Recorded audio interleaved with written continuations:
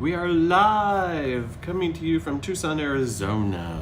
I'm going to give a couple of minutes for folks to catch in, see that we're live, and join us for Faith-Filled Friday on Friday, January 14, in the year of our Lord 2022. Pastor Steve reporting from my office, study, whatever you want to call this room. My fancy windows that look into the hallway of a storage unit. For those of you who are in Tucson, if you're stuck inside, make sure you step outside. I hear today is quite beautiful outside, so we'll try that, right? Be right back, don't worry.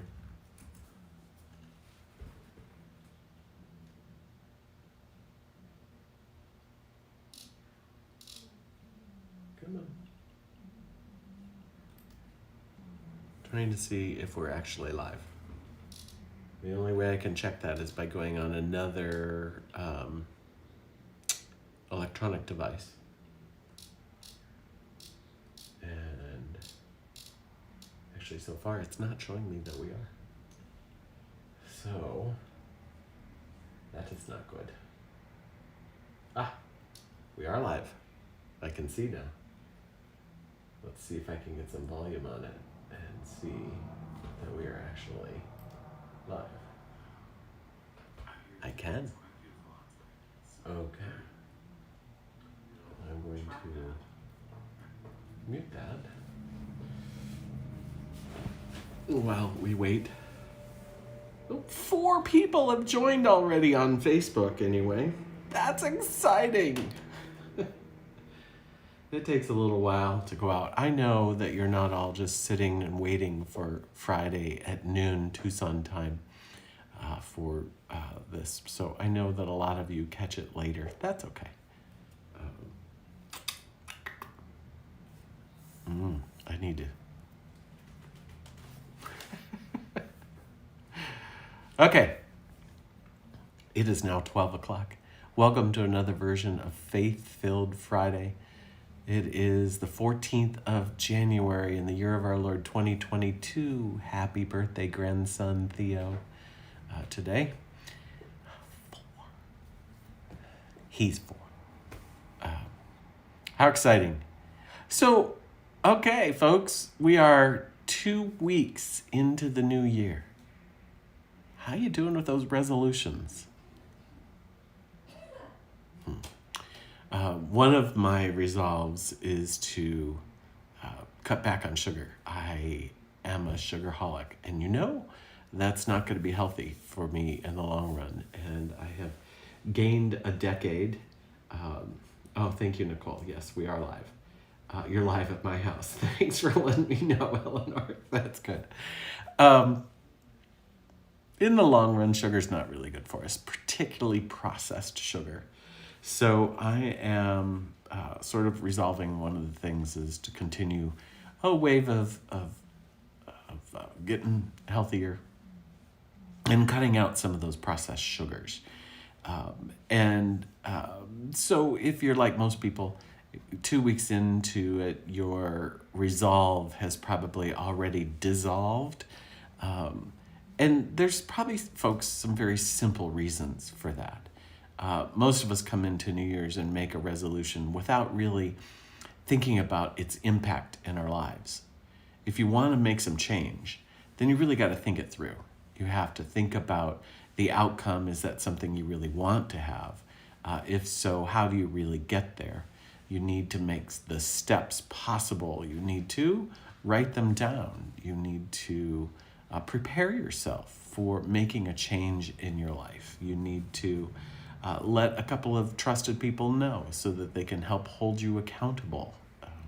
There's all sorts of little tricks that you can do in order to effect change in your life, particularly in some of your habits.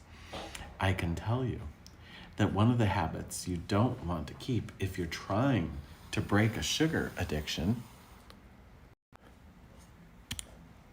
is the presence of M&Ms in your office.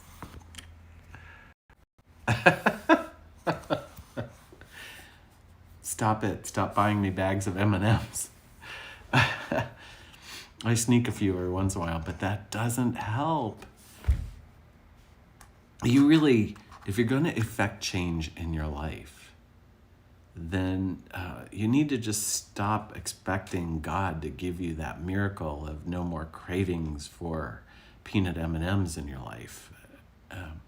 Maybe God will do that, but it hasn't happened in my life, and I really haven't read about anybody else having it happen. So you need to take responsibility for yourself, for your life, for what you want, for how you want to create it. And you need to think through what that's going to look like and what that's going to mean and what sacrifices you have to make in order to get there and what opportunities it's going to bring on the way. And you need to lay out a plan.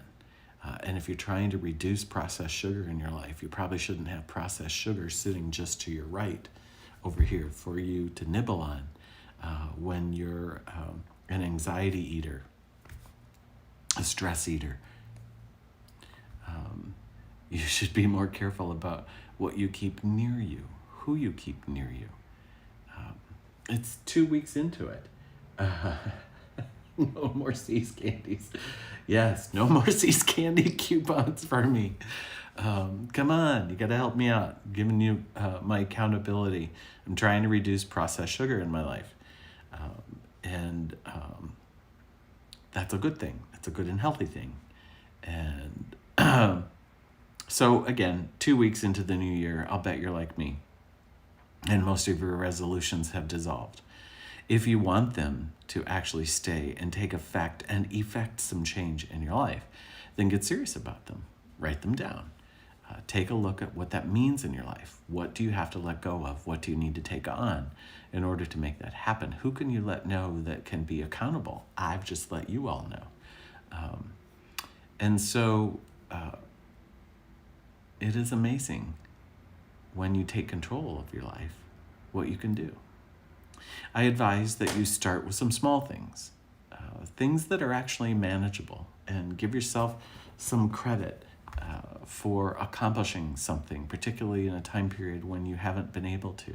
And then take on some of the bigger things in your life, changing your mind about something, changing a bigger habit in your life, coming to a new understanding or a new learning. I don't know what all it is for you. But I do know that God has designed us in such a way that we can change and we can cause change and we can follow through with change. Mind that God has given us is so powerful. And I know that the spirit is willing, but the flesh is weak. Stop having so many temptations with you. The bag is open. Do this. You can do this. You can do this. I believe in you. I believe that God has given us the power that we need to live a healthy and wonderful life as best we can. And you can do that 2 weeks into it.